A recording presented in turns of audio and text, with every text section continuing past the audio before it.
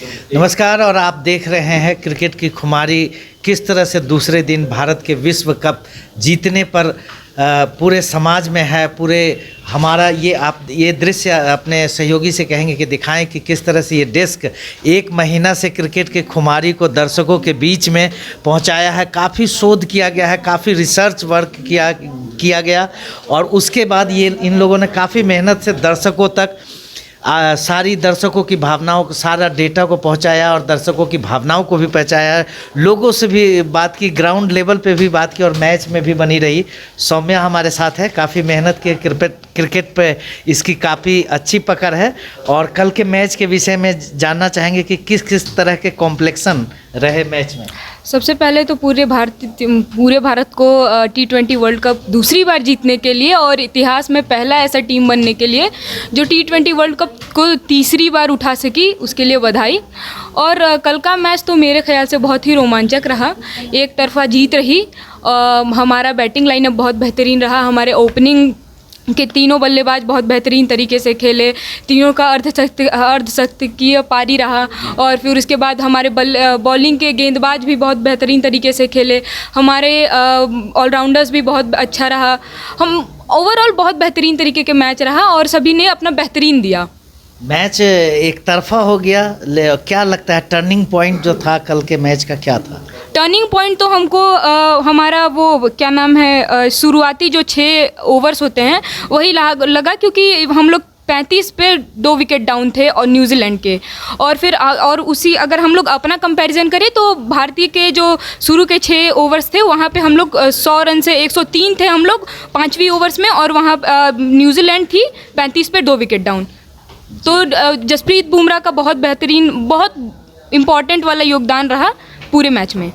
जसप्रीत बुमराह बहुत अच्छा, आपने बहुत ही अच्छे क्रिकेट के बारे में एनालाइज किया सर। पूरे महीने भर इन्होंने क्रिकेट के ऊपर एनालाइज दिया है, दर्शकों को राय दी है और जिस तरह से ये तमाम निकल के आया। कल सार था मैच का, लेकिन बीच में भी पड़ाव में काफ़ी कुछ सोचने पर भी ड्रेसिंग रूम भी विवश हुई और किस किस तरह से इंडिया टीम ने इसको टैकल किया और जिस तरह से मुकाम को हासिल किया, इसका क्रक्स हमें बताइए क्या रहा। देखिए, शुरुआत तो अच्छी नहीं थी टॉस के लिहाज से, क्योंकि ड्यू फैक्टर यहाँ इन्वॉल्व था और बाद में गेंदबाजी करना यहाँ मुश्किल था। लेकिन टीम इंडिया अपने माइंडसेट में बहुत स्पष्ट थी, क्लियर थी कि ठीक है, टॉस तो हमारे हाथ में नहीं है लेकिन बल्लेबाजी गेंदबाजी तो हमारे हाथ में है। तो उन्होंने तय किया था कि जो हमारा स्कोर होगा, चूँकि मैच के पहले जो सूर्या ने प्रेस कॉन्फ्रेंस की थी, अगर आप उसको सुने तो उसी वक्त उन्होंने कहा था कि 225 से 250 अगर हम पहले बल्लेबाजी करते हैं। तो बहुत क्लियर था दिमाग में कि ठीक है, हम टॉस हार गए हैं लेकिन हम पहले बल्लेबाजी करेंगे और 225 से 250 का स्कोर करेंगे। हालांकि जो शुरुआत मिली थी भारत को थोड़ी निराशा हुई होगी, क्योंकि वो 270-80 तक जाता दिख रहा था, लेकिन फिर भी जो 250 का लक्ष्य था उसको हासिल किया। जो शिवम दुबे ने आखिरी ओवर में 24 रन बटोरे, उसका इम्पोर्टेंस था। तो मैच वहीं पर ख़त्म हो गया, क्योंकि फाइनल में प्रेशर स्कोरबोर्ड का बहुत होता है और प्लस जब 1 लाख दर्शक भारतीय टीम के साथ चीयर अप कर रहे हों तो विपक्षी टीम के लिए वहाँ पर बल्लेबाजी करना बड़ा मुश्किल है। उस शोर में तो लोग अपनी आवाज़ सुन नहीं पाते। तो जो कप्तान सेंटनर ने कहा था कि हम जो 1 लाख लोगों को शांत करना चाहते हैं, खामोश करना चाहते हैं, हुआ ठीक उसका उल्टा। सारे दर्शक जो है 1 लाख जो दर्शक थे उनका शोर था। बाद में जो हमारे सहयोगी हैं उदय, जब यहाँ फिराया लाल रांची गए थे तो वहाँ इतना शोर था कि ये अपनी आवाज़ खुद नहीं सुन पा रहे थे, तो लोगों ने इतना जश्न मनाया। तो जो कहने का मतलब है, मैच के परिप्रेक्ष्य से अगर आप देखें तो पावर प्ले में ही भारत ने मुकाबला जीत लिया था, जब 6 ओवर में 92 रन बना दिए थे। और फिर न्यूजीलैंड की टीम के जो पावर प्ले हुआ वहाँ पर 3 विकेट भारत ने झटक लिए 52 रनों पर, तो फिर मैच बचा नहीं। न्यूजीलैंड के साथ परेशानी ये थी कि इस विश्व कप में आमतौर पर न्यूजीलैंड के साथ ऐसा होता नहीं है। न्यूजीलैंड हमेशा एक टीम के रूप में प्रदर्शन करती है, लेकिन इस विश्व कप में जब आप उसके प्रदर्शन का आकलन करेंगे तो शिफर्ट और एलन के इर्द गिर्द ही जो है उनका प्रदर्शन हो रहा था। और इस बात की चर्चा मैंने प्री मैच शो में भी की थी कि अगर ये दोनों अगर जल्दी आउट हो जाते हैं तो परेशानी बढ़ जाएगी न्यूजीलैंड की। शिफर्ट ने तो अर्धशतक लगाया लेकिन एलन जल्दी आउट हो गए और उसका दबाव जो है फिर न्यूजीलैंड की टीम पर ऐसा पड़ा कि फिर उभर नहीं सके। बुमराह हैं, उनके यॉर्कर का जवाब किसी के पास नहीं होता। लेकिन अक्षर पटेल की भूमिका को आप नज़रअंदाज नहीं कर सकते। जिस तरह से पावर प्ले में आकर उन्होंने गेंदबाजी की और वहाँ पर विकेट निकाल कर दिया भारतीय टीम को, तो वो एक बड़ा कारण है। भारतीय जीत का कारण आप तलाशें तो पावर प्ले में भारत की बल्लेबाजी, जो फिनिश हुआ वहाँ पर शिवम दुबे की बल्लेबाजी, फिर अक्षर पटेल और जसप्रीत बुमराह की गेंदबाजी और सूर्य कुमार यादव की कप्तानी। आमतौर पर सूर्य कुमार यादव को बहुत आलोचना का शिकार होना पड़ा है इस विश्व कप के दौरान, लेकिन अगर आप देखें तो एक कप्तान के तौर पर उनका प्रदर्शन बहुत बेहतर रहा, क्योंकि उन्होंने कभी गेम को लंबा नहीं खींचा, वो गेम को किल करने गए। और ये बड़ी बात है। चाहे सेमीफाइनल मुकाबला देखिए, जब 18वां ओवर जसप्रीत बुमराह से करवाया और जब फाइनल में उनको पता था कि पावर प्ले बहुत इंपॉर्टेंट है, तब वहाँ पर उन्होंने क्या किया कि जसप्रीत बुमराह से 2 ओवर डलवा दिए ताकि एक रन का प्रेशर पड़े। उस पावर प्ले में जसप्रीत बुमराह ने 2 ओवर में 9 रन दिए, तो वहाँ पर भारतीय टीम मैच जीती। अक्षर पटेल से गेंदबाजी की क्योंकि उनको पता था कि वरुण चक्रवर्ती कॉन्फिडेंस में थोड़ा नीचे हैं। तो जो कप्तानी है उसकी तारीफ बनती है। शिवम दुबे को किस तरह से फ्लोटर के रूप में इस्तेमाल किया, कभी ऊपर भेज दिया सेमीफाइनल मैच में अपनी जगह और फाइनल मुकाबले में नीचे रखा, और उन्होंने क्या फिनिश किया।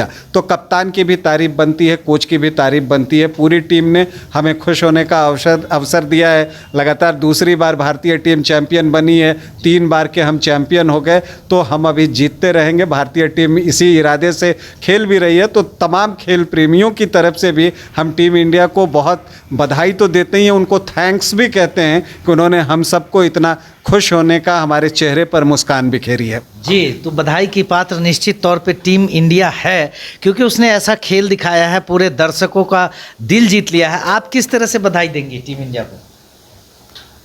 सर, हम टीम इंडिया को बहुत बहुत बधाई देते हैं क्योंकि उन्होंने ये वर्ल्ड कप को जीता। इनपुट पर है, इसके पास सारा इन्फॉर्मेशन आता रहता है, सब लोग बधाई दे रहे हैं। सबसे ज़्यादा खबर क्रिकेट की लगाती है, उसके पास क्रिकेट की बधाइयाँ मिल रही है। तो ये क्रिकेट की बधाइयाँ मिल रही हैं। हमारे साथ उदय जी हैं, ये भी क्रिकेट पर कल रात को जश्न में शरीक थे। रांची का जो माहौल बना था, सड़कों पर जो माहौल था, राजधानी रांची के हार्ट कहे जाने वाले फिरायर लाल पे जो माहौल था, इसके बारे में बात करेंगे। लेकिन उससे पहले ये जानेंगे कि जिस तरह से क्रिकेट का एक ट्रांसफॉर्मेशन का दौर हुआ, रोहित और विराट कोहली जैसे स्टार और दिग्गज खिलाड़ी के न होने के बाद टीम इंडिया फाइनल में पहुंची थी, वो भी न्यूजीलैंड के सामने, जिसके सामने फाइनल में इंडिया का रिकॉर्ड अच्छा नहीं था। अहमदाबाद के कुछ ऑड्स थे, बहुत सारे ऑड्स दर्शकों के दिमाग में आ गए थे। इन सारे ऑड्स को पार करके किस तरह से गेम हुआ और फिर दर्शकों का क्या रिएक्शन रहा?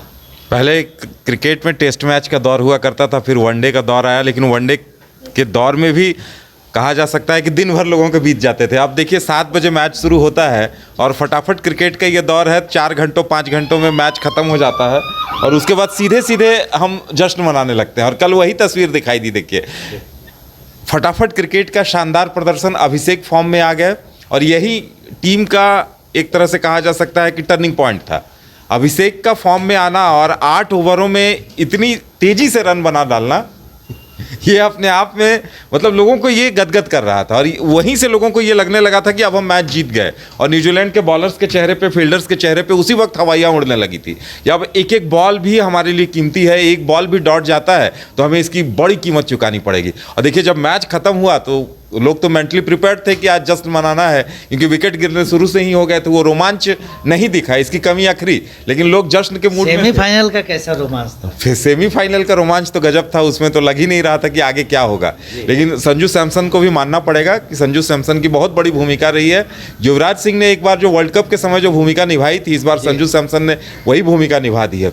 और देखिए जश्न का आलम कुछ यूँ था कि मैं फिरायलाल चौक जाना, वहीं से गुजरता हूँ मैं रात में, वहाँ तक मेरी गाड़ी नहीं जा पाई। मैं लालजी हिरजी रोड में मैंने अपनी गाड़ी रोक दी और उसके बाद पैदल वहाँ गया और मैंने कुछ वीडियो शूट किए, लेकिन इतना शोर, इतना हंगामा, चारों तरफ से रोड जाम और लगातार लोगों के आने का सिलसिला चल रहा था। हर तरफ से लोग आ रहे थे। मुख्यमंत्री ने जिस तरह से अपने ट्वीट में सब कोई अपना अपना पक्ष रख रहा है, लेकिन उन्होंने ईशान किशन का जो तारीफ किया है कि हमारे राज्य का लाल जो है वो धरोहर के रूप में वहाँ रहा, और उसके परफॉर्मेंस को लेकर के आम जनता जो हमारा झारखंड में कैसा रहे। बिल्कुल, कल तो 50 रन ईशान किशन ने भी मारे थे, हाफ सेंचुरी हुई थी और फील्डिंग भी बहुत चुस्त दुरुस्त थी। इससे पहले भी बेहतर प्रदर्शन किया था जीत में ईशान किशन की इस बार अहम भूमिका रही है। और वाकई में झारखंड के लिए गर्व की बात है कि धोनी के बाद हमें कोई और स्टार मिल गया है जिसके प्रदर्शन के बूते हम मैच जीत रहे हैं। जोश तो हाई था मैच से पहले, अब मोराल कैसा है देश का? अब देश क्रिकेट में खुद को चैंपियन समझ रहा है कि दुनिया में कोई नहीं है हमारे सामने, सबसे कोई नहीं है सामने में, कोई नहीं है टक्कर में। आप किस तरह से भारतीय टीम के जीत को सेलिब्रेट कर रहे हैं? हम लोग तो बहुत खुश हुए, और जब जैसे ही मैच स्टार्ट हुआ था उसी समय हम लोग जान गए थे कि आज इंडिया हारने वाला नहीं है।